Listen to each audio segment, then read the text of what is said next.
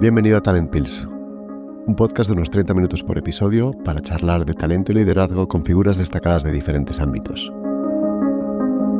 Juntos compartiremos ideas y perspectivas frescas que te puedan ser útiles en tu vida diaria y tal vez te hagan reflexionar. ¿Comenzamos? En este episodio tenemos la oportunidad de hablar con mi amiga María Vallejo Nájera, una destacada escritora, pedagoga y una de las voces más influyentes en la literatura espiritual en español. María ha publicado 15 libros, muchos de ellos bestsellers. Su historia empieza en el año 2000.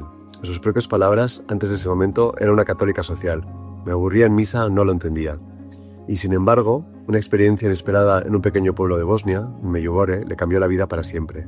Desde entonces, María ha vivido una transformación radical, no solo en lo personal, sino en su misión: compartir desde la verdad y la emoción el poder de la fe, el valor del sufrimiento bien abrazado y la importancia de descubrir y sostener un propósito que lo cambie todo.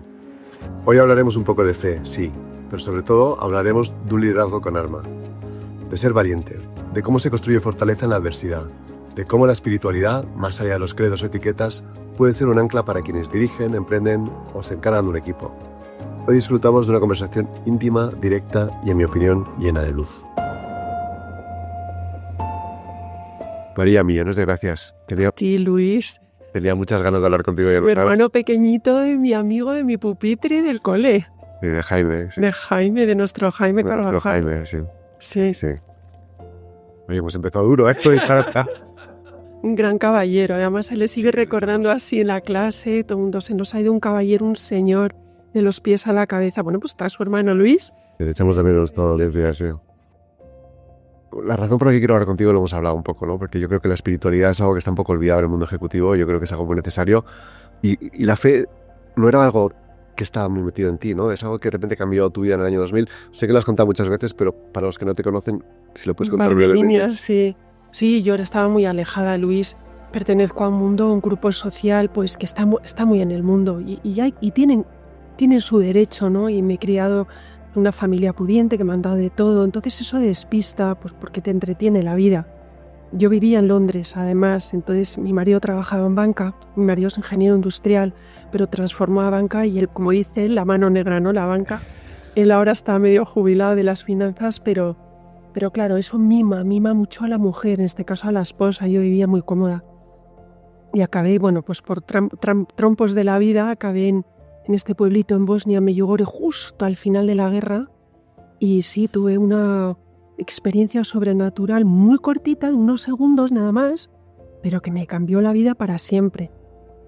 Lo he hablado, yo soy hija de psiquiatra, entonces imagínate el shock. Yo decía, Dios mío, ¿me habrán dado algo en el café, drogas o...? Porque toda mi casa ha sido siempre racional. Mis padres no eran muy creyentes, eran respetuosísimos. Entonces, claro, fue como un bofetón, no físico, pero sí sobrenatural. Yo el alma la tenía totalmente anestesiada. Yo creía que era una bellísima persona, porque no mataba, no robaba, no engañaba a mi marido, al que sigo adorando después de 36 años, que ayer hicimos 36 años de casado, que sí, de pronto 7 nietos, pero de repente uno se da cuenta que tiene alma, y cuando uno es joven cree que el mundo es eterno, uno cree que no va a morir porque te sientes fuerte, no estás todo el día en el médico, bueno, en general, también hay gente pequeñita enferma, pero... Y uno se cree omnipotente, y en ese momento yo comprendí que es que hay un más allá, y ya había perdido a mi padre, que yo me quedé huérfana con 24 años de padre, que fue muy duro para mí, y dije, uy, si a mí me ocurre algo, si me ocurre un cáncer como mi padre, que fue fulminante ese cáncer de páncreas que se me lo llevó en 3 minutos, que yo no me planteo a dónde voy. Yo creía que iba al cielo y no, porque la experiencia que yo tuve me dejó ver el estado de mi alma. Y ahí me pegó un susto brutal, Luis, porque hay que hacer el bien a todo el mundo y yo no lo hacía. Y no lo sigo haciendo, lo intento. Desde entonces esto ha sido una lucha contra las olas del mar, contra corriente, contra tormentas, porque somos muy imperfectos. Entonces ahí sí que hubo un cambio bestial. Yo, por ejemplo, no, cuando estaba por ahí, por las tierras de Bosnia, justo posguerra, yo creo que no me había confesado desde mi boda. Llevaba 10 años y pico casada. Digo, Dios bendito, o sea, yo tengo un accidente y ¿dónde voy? Y entonces fue cuando pedí, ya volviendo a Londres, más calmada, porque en ese momento te da como un high espiritual muy fuerte que te replanteas un montón de cosas y eso se tiene que asentar, porque si no se puede llegar a perder la cabeza. Entonces, cuando volví a Londres empecé a trabajar en mi espiritualidad católica, soy católica, aunque me atrae mucho la religión ortodoxa, que es súper parecida, y ahí empecé a trabajar con un sacerdote que me ayudó mucho y empecé a pedir a Dios que me dejara ver a quién yo había hecho daño en el pasado. Yo creía que yo no había hecho daño a nadie. Y poco a poco, pero muy poco a poco, o sea, como el que te da una pequeña gotita de sal y al día siguiente otro poquito de sal hasta que el plato está salado entero. Y Dios me fue recordando personitas en el pasado a las que yo había hecho verdaderamente daño. A veces es sin querer, a veces queriendo. Pero dices, no, ya con una madurez, ya no eres niño, ya no eres adolescente. Y entonces me dediqué a buscar a todas las personas a las que he hecho daño y las he pedido perdón. Hay que perdonar, sanar el daño que se ha podido producir, pero es muy difícil dar amor a todo el mundo cuando te encuentras también un receptor que te devuelve un bofetón. Y eso es muy duro. A mí me ha pasado, pero es normal. O sea, no puedes caer bien a todo el mundo. Hay mucha gente que ha dicho que yo estaba loca. Bueno, de todo. Las críticas vienen enseguida, pero luego el tiempo lo va recolocando todo en su sitio. Se te iba a decir, porque ese proceso de conversión tuyo hizo que te encontraras en un entorno social tuyo cercano donde te llamaban de todo, ¿no? De todo, Luis. Sufrí, no te puedes, como digo yo, hay un libro buenísimo de Pérez Reverte, que a mí me encanta Pérez Reverte. Además le admiro mucho porque él fue a Bosnia con los cascos azules como reportero de guerra. Y tiene un libro buenísimo, a mí me encanta ese libro, es muy finito, que se llama Territorio Comanche. Entonces yo cuando volví de Bosnia con esa conversión y Dios me dio la valentía de contarlo, entré en territorio comanche. Y ahí me quedé muy solita, Luis, porque desaparecieron amigos que sigo adorando, pero que dijeron, se ha vuelto loco, le han dado drogas. Tengo un familiar al que adoro que sigue hasta hoy, es ateo, y dice, sé que te dieron drogas. Entonces, ¿creíste algo? Entonces, contra ese tipo de pensamientos hay un momento que no se puede luchar más. Y yo creo que hay que rezar. Y sin embargo, en el momento que más solita me encontraba, porque de repente vi que me quedaba sin amigas, ya no me divertía ir a Harrods todo el día de compreteo, ya no me divertía las fiestas tanto, que eso por mi pobre marido le costó, porque mi marido estaba en el mundo de la banca, y en el mundo de la banca, tú sabes, Luis, es que hay que atender a las esposas de los financieros, de los clientes de la banca, y yo de repente me encontraba que yo ahí no cuajaba, había cuajado como un sol toda la vida, y de repente yo me sentía incómoda porque percibía cosas. A ver, cuando una conversión despierta el alma, una persona despierta el alma, entonces despiertas a pillar cosas. También en los demás se te queda el alma muy fina, muy vulnerable, ¿no? A lo bueno y a lo malo. Entonces fue una soledad bestial. Hasta que llegó un momento que un día rezando me fui a una iglesia, la verdad con lagrimones, digo, Señor, de ser súper popular, tener un mogollonazo de amigas, me reúnen. ¿Qué me has hecho, no? ¿Qué me has hecho? Me has dejado sola, todo esto en casa, problemas, porque claro, mi marido no entendía tampoco, pobrecito, mi conversión. Pero una vez que has conocido un poquito, una gotita de Cristo, ya no lo puedes dejar. Conversos así. Es muy peligroso por eso, porque es que lo dejas todo por él. Y le dije, no me dejes sola. Pues Luis, fue hacer esa oración y muy rápido, a la semana, empezaron a acercarse gente nueva también de mi grupo social, incluso mucha gente de otro nivel social, quizá pues menos pudientes, pero que eran puro amor. Y empezó a triplicarse las amistades de otro tipo. Entonces, a día de hoy, que han pasado 25 años, que se dice pronto, la gente me dice, no vas a perseverar. En 2 meses este high raro se te pasa. Y van creciendo, ¿sabes? Esto iba como creciendo y al final hemos llegado al de la Calas, porque hemos pasado de ole ole a la Calas y a Pavarotti. Va creciendo y entonces han pasado 25 años y ha sido muy bonito ver cómo la ola, esa ola tan brutal que me pegó en plena cara, se ha ido calmando y ahora sonríe. Mucha de esa gente que se alejó, muchas, han vuelto y me han dicho, te prejuzgué, me equivoqué, perdóname María, ¿me aceptas en tu vida otra vez? Y yo, claro, sí, rezo muchísimo por todos. Y en esos momentos de dificultad, donde tenías, como dices tú, pedradas, te sentías muy sola, ¿qué es lo que te mantenía para esa persistencia? Pues mira, la resiliencia me daba una cosa que es una palabra acá muy rara que he aprendido yo con mis jesuitas y con mis profesores de Harvard estudiando Biblia, que se llama la Shekinah. La Shekinah es una palabra hebrea que quiere decir la gloria de Dios. O sea, una vez que te conviertes y empiezas a comulgar todos los días, yo soy de comunión diaria, y empiezas a confesar, recibir sacramentos, que nos han enseñado en el cole, Luis, pero Tiene idea. O sea, como si me hubieran contado que las flores son de color amarillo. Cuando lo empiezas a entender, esa Shekinah es la fuerza de Dios. No la podemos ver, se llama el Espíritu Santo. En el Antiguo Testamento se llama la Shekinah, que era lo que bajaba Moisés, se posaba ver sobre el arca de la alianza, que la veían. En el Antiguo Testamento la veían porque era una nube. Era una nube que iba dando botes por el desierto y Moisés iba detrás. Esa es la Shekinah. Y en el Nuevo Testamento lo conocemos más como el Espíritu Santo, que es lo que le cae a los apóstoles encima como una llamita de fuego, lo cuentan así los evangelios. Y de repente los apóstoles ya no tenían a Jesús, ya no lo habíamos cargado, y decía, ¿qué hacemos?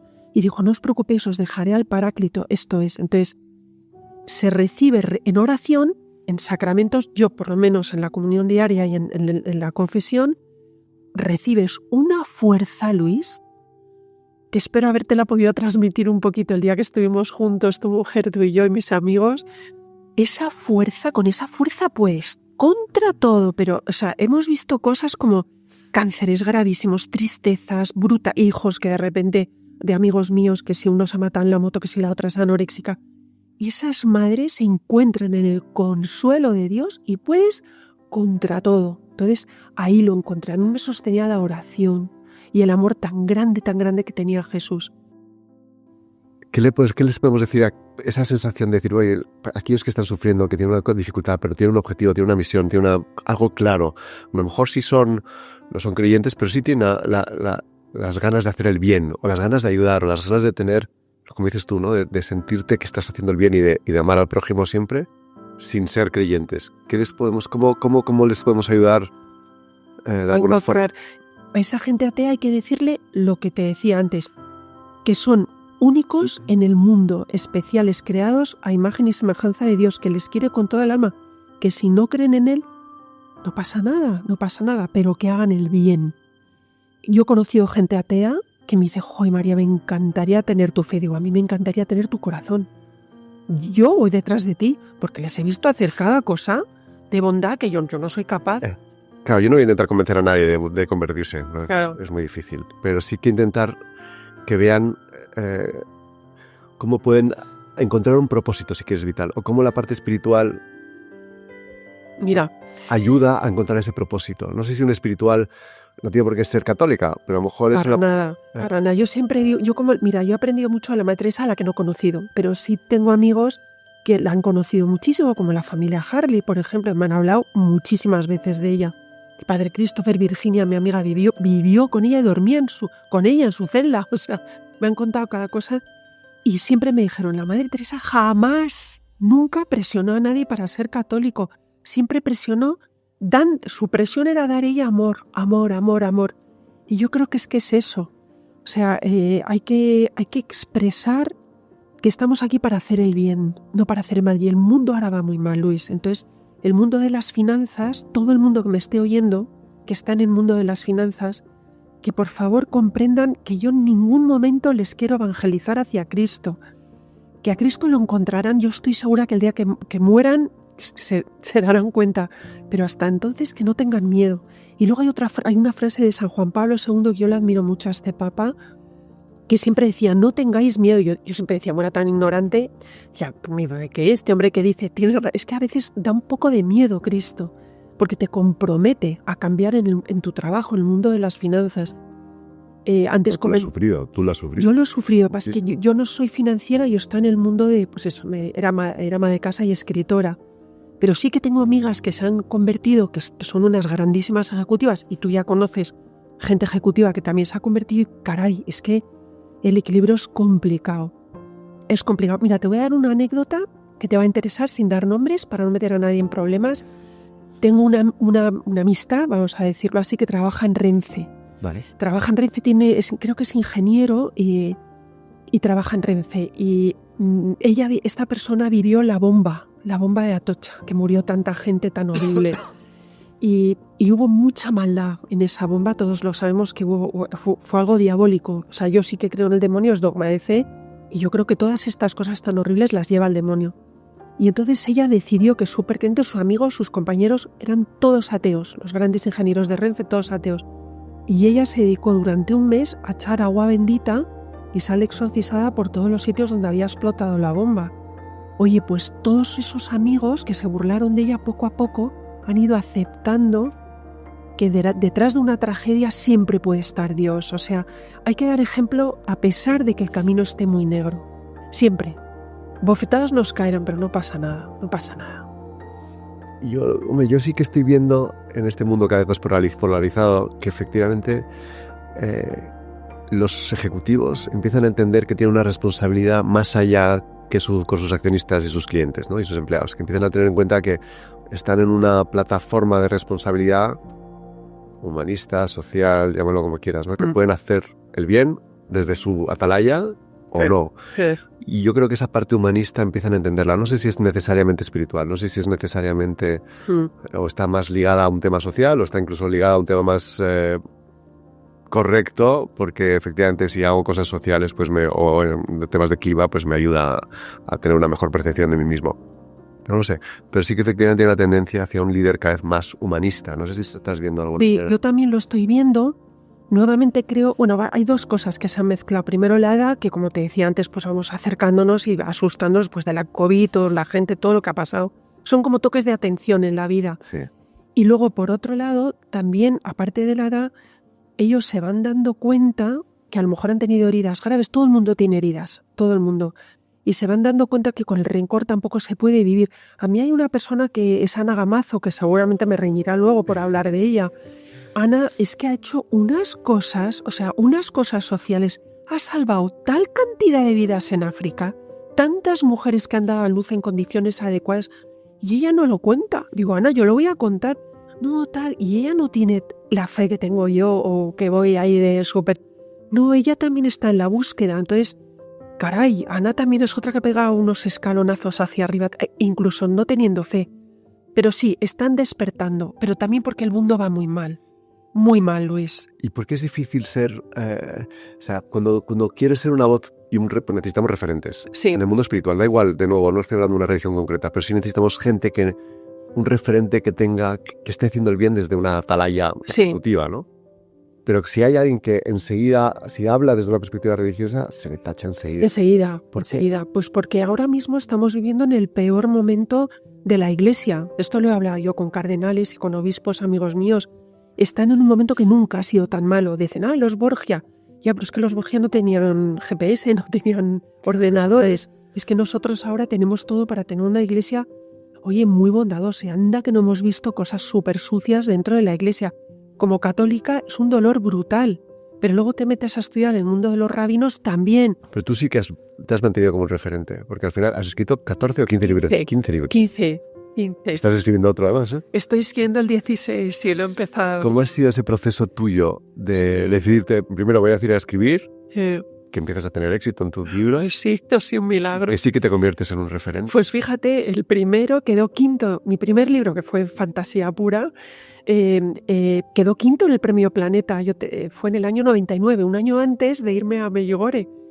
Y era ateo. El libro lo tuve yo que recomprar los derechos cuando me convertí. Yo, ay, ¿qué he hecho? Porque el libro tenía muchísimo éxito. Ay, qué bueno, vamos a hacer una película de esto. Yo, no. Entonces, una vez que encuentras a Dios, dices, tengo que reparar esto. Entonces, recuperé, gracias a Dios, los derechos. Y a partir de mi conversión, dije, oye, mira, si ya me ha dado la seguridad de quedar quinta en el Planeta, de escribir, voy a seguir escribiendo con este don que Dios me ha dado, pero para Él. Y me entraron otra vez, de forma milagrosa, me entraban historias alucinantes que me contaban gente que iba conociendo. Digo, bueno, pero es que tu vida es de película. Casi todos mis libros están basados en hechos reales, de amigos que me han contado su historia. Digo, toma ya. Por ejemplo, El mensajero en la noche, que fue mi tercer libro, lleva ya 5 idiomas, 37 reediciones, están haciendo el guión. Todavía no han decidido si van a hacer película o serie. Ahí estamos. Yo estoy esperando que me presente el guión para corregirlo, que siempre los corrijo. Entonces yo creo que está ahí también la mano de Dios. Yo he utilizado mi don para intentar hacer el bien. Pero al final tú tienes una responsabilidad. O sea, enorme. Esa responsabilidad, ¿cómo la vives? Con miedo, con patas. Caigo muchas veces, me levanto, hay que pedir disculpas a la persona con la que has hecho daño. Pero es verdad que estoy en el camino, estoy en el esfuerzo y no pasa nada por caer. Y quería hablar brevemente sobre Santa Faustina, que para ti es una figura muy importante. Santa Cuéntanos Faustina por qué. es una santaza, pues yo cateta espiritual recién conversa, me fui a comprar un regalito a mi suegro, que ya está en el cielo también, un hombre buenísimo, ¿eh? Mi suegro para mí ha sido un padre de verdad. Me adoptó, como me quedé sin padre de sangre. Era un hombre de fe, él sí era un hombre de fe de los de verdad. Y no sabía qué regalar, y entonces me fui a una tienda en Serrano que se llamaba Neblí, ahora creo que se llama de otra forma, y de repente me atrajo un libro, pero es que estaba boca abajo, Luis, me atrajo y cogí impulsivamente y dije, venga, le regalo este. Y la señora de la taquilla, del til, se quedó así un poco diciendo, pero si no sabe de qué va, y digo, pues es una monja que fea la por tú, qué pereza. Dice, bueno, a mí me han dicho que es bueno, no sé, lo compré. Sí. Y como no hay quien aparque en Serrano, me había ido en autobús. Y en el autobús, volviendo a casa, lo empecé a leer. Me acuerdo que el libro me quemaba en las manos. Llegué a casa de mi suegro y dije que no le podía dar el regalo porque el regalo me lo había quedado yo. Y entonces empecé a hablar de ella, a hablar de ella, y todo el mundo decía, sí, está santa. Luego todavía vivía San Juan Pablo II y es santa ya. Impresionante. O sea, yo ese libro lo recomiendo, es un diario, pero se lee de un trompicón y yo creo que es el libro más importantes de los que he leído en toda mi vida de espiritualidad y mística. ¿Y qué es lo que te hizo llegar tanto? Creerme que Dios es verdad total, que todos podemos tener contacto con Él. Bueno, era una santaza y se le aparecía y lo veía. Pero ese libro, lo que a mí me afectó fue que me cambió el tema de la muerte. Yo hasta entonces tenía como virugia la muerte, te da siempre un poco de yuyi, vamos a ser. Sí. Pero después de leer ese libro dije, a mí ya morir no me da ningún miedo. Y empecé a tener mucha piedad que en la vida lo había sentido por los moribundos. Porque yo había enterrado a un padre que había muerto en nuestros brazos, acompañado con todo el amor del mundo de sus hijos, de su familia. Pero ¿cuánta gente hay que muere sola, Luis? Y entonces, a raíz de ese libro, me fui a Gregorio Marañón, pregunté si podía hacer algo, yo no soy enfermera, no soy doctora, y me dijeron que había muchos enfermos solos y que si quería podía entrar a trabajar en la Asociación Española contra el Cáncer. Y así fue, pasé unos tests que me quedé muy contenta porque eran test psicológicos, resulta que era normal. Y dije yo, pues vaya, no estoy tan loca. Oye, me tiré 4 o 5 años duros, acompañando a los enfermos que morían solos. Y hay que verlo, y hay que vivirlo. Claro, en el Gregorio hay mendigos, gitanillos, mucho inmigrante, pobrecito, típico peruano con su familia en Perú. Trabajaban en la construcción y con un cáncer. Y tengo la alegría, Luis, de que en 4 años, en mis brazos, han muerto 120 personas. No han muerto solos, han muerto conmigo. No han muerto solos. Y yo les di cariño hasta que expiraron.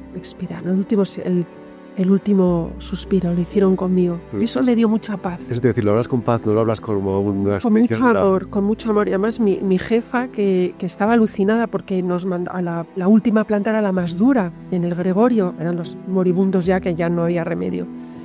Y nadie quería ir ahí. Los voluntarios decían, mira, y a mí Dios me dio... Yo dije, pues yo voy, yo hago el resto, yo hago lo de los demás. Decía, ¿cómo aguantas? Digo, si es que yo rezo, eran todos ateos, también mi jefa en el Gregorio. Decía, hija, pues algo te da esto de la fe, porque es que no aguantan. Digo, es que a mí lo que me gusta es acompañarles, no puedo soportar que mueran solos. Y bueno, muchas veces no llegaba a tiempo, yo estaba todos los días, un montón de horas, pero a veces me morían y yo estaba en casa. Eso siempre me daba mucha pena. Pero 120 en 4 años que estuve, y fíjate, lo tuve que dejar porque yo enfermé de una cosa de riñón y claro, entraba en trasplante de médula, no podía entrar con una bacteria porque no tienen defensas. Y lo tuve que dejar y luego la vida me enredó. Dije, cuando me cure volveré. Y no he podido volverlo a hacer. Uf. Sí. Oye, y pues eso de nuevo, para no tener tiempo has hecho tantas cosas que no sé. Y para aquellos que están en esa fase donde dicen, yo soy creyente, pero no le dedico tanto tiempo, soy respetuoso como eras tú antes. Con mis padres, sí, o como yo antes, sí. Y luego el día a día te puede, lo que hablábamos un poco, ¿no? Yo con este amor que he recibido, que quiero intentar devolver un poquito, que no sé cómo hacerlo, bueno, estoy en ello, pero es difícil, pero luego la gravedad del día a día, la gravedad del estrés, la gravedad de la familia, el mundo, la sociedad. La política, la sociedad. Te vuelve a una vida... Es duro, sí, sobre todo ahora, ¿no? La vida está siendo muy dura ahora. Yo quiero morir con las botas puestas, pues me las he traído hoy, porque llovía. Yo quiero morir intentándolo, Luis. Mucha gente me critica, pero no ha ido a África, no has ido con Ana Bello Vareno. Digo, bueno, yo estoy en Madrid y es donde me he puesto, es mi jungla, hago lo que puedo. Al que le guste bien y al que no le guste, Luis, Críticas vas a recibir siempre. también. Da igual lo que hagas. Es imposible. Pero eso digo, pero para evitar esa gravedad, ¿qué se puede hacer? Para evitar esa... Pues te lo vuelvo a decir, a mí me sostiene y he tenido momentos muy oscuros, porque esto es así, o sea, no es que estés ahí todo el día con la Shekinah encima. Hay momentos muy duros, ¿no? Y dices, a ver si me he equivocado. Es que yo con todas estas muertes, el COVID, esa cantidad de cadáveres, digo, ¿dónde estás? Dios mío, ¿dónde estás? ¿Dónde estás en la guerra de Ucrania? Esos momentos a mí me zumban, me dan muy duro.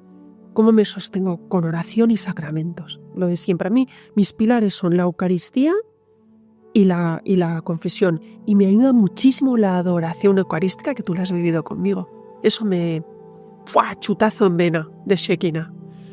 Y para los que no son tan creyentes, o sea, que sí que tienen lo que te decía, que están en esa fase, pero que eso les va a parecer un poco excesivo, ¿cómo lo pueden recuperar? ¿Cómo pueden evitar que la gravedad les aguante? Pues como Penélope Cruz, mírala. Penélope Cruz, ahí la tienes. Yo creo que no es ni católica, no sé si es ciencióloga o qué, pero Penélope Cruz se pasó varios veranos en la casa de la Madre Teresa en Calcuta lavando a niños y a leprosos.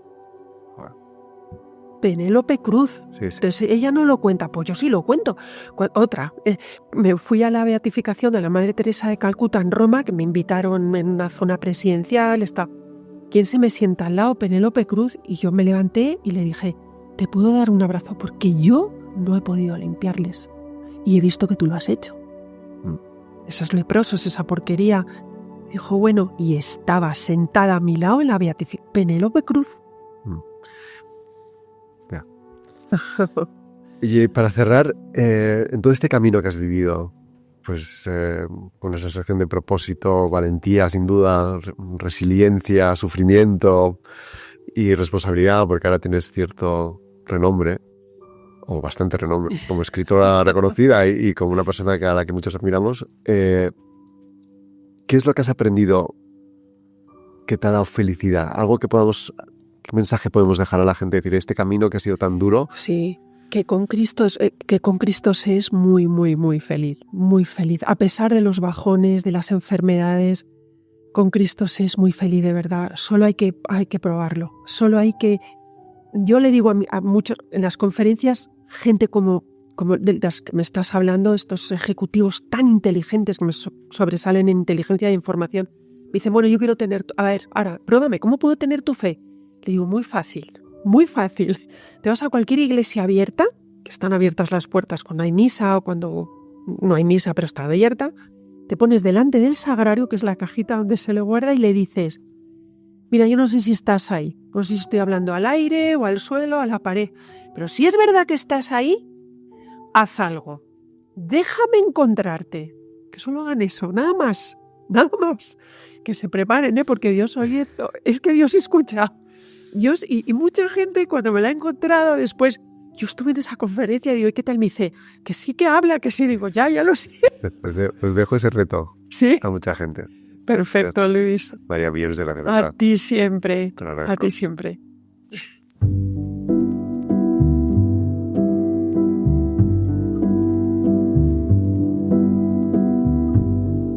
Lo que nos deja María en esta entrevista no es solo un testimonio espiritual, sino una llamada a la autenticidad y al coraje. Su vida, marcada por una conversión repentina, es una prueba de que incluso desde una vida cómoda y exitosa se puede tocar el vacío y luego llenarlo con sentido. María nos recuerda que el propósito no suele llegar con claridad. A veces se revela en segundos de silencio o en una súplica solitaria.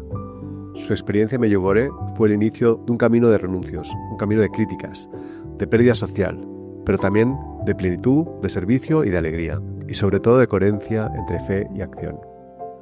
Nos ha hablado de la Shekinah, esa fuerza interior que nos sostiene cuando todo alrededor tiembla. Una idea que en mi opinión conecta con lo que muchos líderes buscan, un apoyo sólido para sostenerse ante el estrés, la incertidumbre o la soledad del poder. También nos ha dejado un mensaje final para aquellos que no comparten su fe. No pasa nada si no crees. Lo importante es hacer el bien. Ese liderazgo humanista del que hablamos no necesita etiquetas, sino un compromiso con el otro, con los más cercanos, pero también con los más vulnerables, con un mundo necesitado de compasión. Y como ella misma dice, solo hay que intentarlo. Entra a una iglesia vacía, siéntate y dile, si estás ahí, ayúdame. Déjame que me acerque a ti. El resto está por escribir. Y quién sabe si puede ser el comienzo de una vida renovada.